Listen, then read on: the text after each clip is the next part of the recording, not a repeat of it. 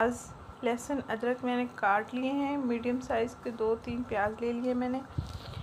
कढ़ाई में इनको पहले मैंने भून लेना है और भून लेने के बाद इसमें चंद मसाले ऐड किए हैं। ये देख सकते हैं, सौंफ, कलौंजी, गरम मसाला, लाल मिर्च साबुत, खुश्क। और अब हम इसमें गोश्त ऐड कर लेंगे।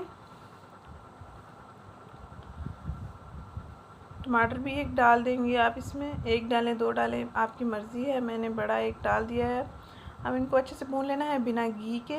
देख सकते हैं प्याज टमाटर सब ने अपना पानी छोड़ा है, सब सब्जियों ने। अब हम 2 ग्लास इसमें पानी ऐड करके हम इसको थोड़ा पका लेंगे ताकि हमारा गोश्त भी अच्छे से गल जाए। इसमें नमक ऐड कर रही हूँ हस्बे ज़रूरत।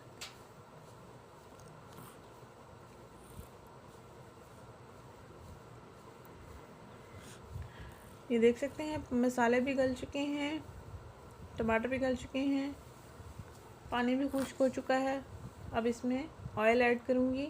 ये मैंने कुकर में नहीं बनाया, मैंने कढ़ाई में ही इसको पकाया है, उबाला है, गोश्त को गलाया है।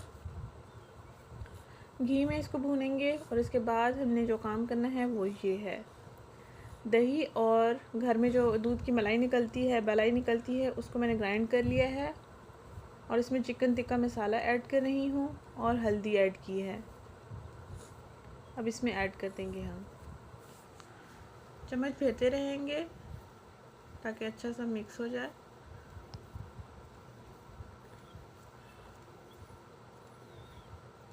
ये पानी दही वाला और मलाई वाला खुश्क हो चुका है बिल्कुल। ये देखिए तैयार हो गया है हमारा मटन। बिल्कुल सिंपल सा तरीका है, आप ऐसे ही तैयार करें और मज़ेदार बाज़ारी कढ़ाई घर में बनाएं। और इसके साथ ही दूसरी एक्टिविटी ये है कि हमने ग्रॉसरी ली, देख सकते हैं वहाज के लिए पैम्पर लिए हैं। वहाज के पैम्पर का साइज़ अब चेंज हो चुका है, M3 यानी कि मीडियम हम यूज़ करना है इसका। पहले इसका इस्तेमाल चल रहा था तो वो इसको तंग होने लगा जैसे जैसे बड़ा हो रहा है। ये चीनी, चावल, बेसन, नमक वगैरह ये सारी ग्रॉसरी हमने ली है, जो भी ज़रूरत का सामान होता है हमारा घर का रूटीन का। बर्तन वाश करने के लिए लिया है और भी ऐसी सारी चीज़ें हैं। कढ़ाई गोश्त मसाला जो हम डब्बा लेते हैं उसमें बहुत थोड़ा होता है, तो मैं यूँ करती हूँ साशे ले लेती हूँ तो महीना अच्छा चल जाता है। ये छोटी मोटी चीज़ें हैं हमारी डेली रूटीन की। ओह मोर्टीन, ये तो बहुत ही ज़रूरी है। मच्छर तो किसी चीज़ से जाता ही नहीं है, भाज को पता नहीं कहाँ कहाँ से काट लेता है मौका पाकर। ये बॉडी स्प्रे लिया उस्मान ने, यानी कि भाज के पापा ने, और ये अचार लिया। बस ये छोटी छोटी ग्रॉसरी है हमारी, कोई ज़्यादा लंबी चौड़ी ख़ास नहीं है, बस ज़रूरत की सारी चीज़ें हैं हमने जो ख़रीदी हैं।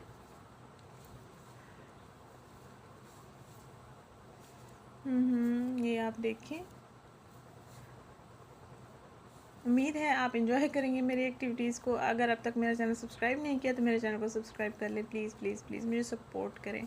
एरियल सर्फ बहुत ही बेस्ट है दाग धब्बे साफ़ करने के लिए। ओ ये भी दिखा दी मैंने, कोई नहीं, ख़वातीन हैं हम, बनाओ सिंगार के लिए कुछ तो करना होता है। अच्छा ये है हमारी टिप जो कि हाथों और पाँवों की सफाई के लिए है। ईद तक अपने हाथ और पाँव को गोरा बना सकते हैं इस चीज़ के साथ। बेकिंग सोडा लिया है 1/4 चम्मच, चीनी ली है 1 चम्मच और ग्लिसरीन हस्बे ज़रूरत लेंगे हम।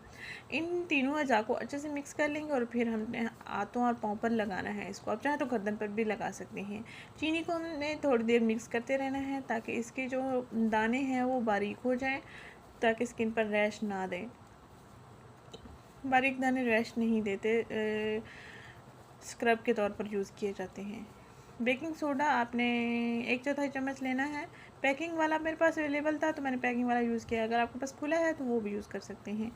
इससे आपकी स्किन हाइड्रेट भी रहेगी, स्किन का कलर भी फेयर होगा और स्किन पर से मैल उतरना भी शुरू हो जाएगी। ये ज़बरदस्त है, आप इसको आजमा कर देखें। रोज़ाना बर्तन वॉश कर लेने के बाद जो ख़वातीन परेशान होती हैं हाथों पाँव की स्किन के कलर के लिए, वो लाजमी इसको ट्राई करें। ईद तक आपके हाथ साफ़ सुथरे गोरे गोरे हो जाएंगे।